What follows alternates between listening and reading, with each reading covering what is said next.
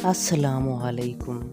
آپ نے بہت سے لوگوں کو محنت کر کے تو امیر ہوتے دیکھا ہوگا اور آپ سوچ رہے ہوں گے کہ محنت کے بغیر کچھ بھی ممکن نہیں، پر کچھ لوگ دنیا میں اتنے لکی بھی ہیں کہ جن کو محنت کیے بغیر سب کچھ مل جاتا ہے۔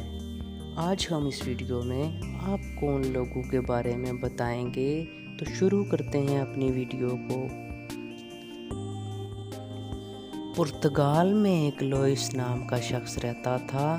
یہ بہت ہی بڑا اور امیر بزنس مین تھا۔ اس کی اپنی کوئی فیملی نہیں تھی۔ ایک دن اس نے اپنے مرنے کے بعد اپنی پراپرٹی کے بارے میں سوچا اور اپنے مرنے کے بعد یہ پراپرٹی 70 اجنبی لوگوں کو دینے کا فیصلہ کیا۔ اس نے اپنی ٹیلی فون ڈائریکٹری سے 70 لوگوں کو منتخب کیا اور یہ وصیت بنا لی کہ اس کے مرنے کے بعد یہ 70 لوگ اس کی تمام پراپرٹی کے حقدار ہیں۔ اس وصیت کے 13 سال بعد وہ مر گیا اور وصیت کے مطابق پراپرٹی ان 70 لوگوں میں تقسیم کر دی گئی جو راتوں رات امیر ہو گئے۔ یہ واقعہ امریکہ کی ریاست ٹیکساس کا ہے، جہاں ایک لڑکے کو $100 کی چین چاہیے تھی۔ اس نے کافی پتہ کیا پر چینج نہ ملا۔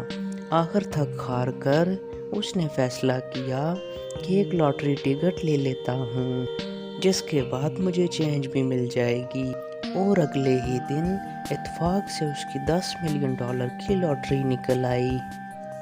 یہ واقعہ امریکہ کے ایک کسینو کا ہے، جس نے اپنے ریگولر کسٹمر کو ایک انعام دینے کا فیصلہ کیا۔ قرعہ اندازی ہوئی اور کیون لیوس نامی شخص کا $1 ملین کا انعام نکلا۔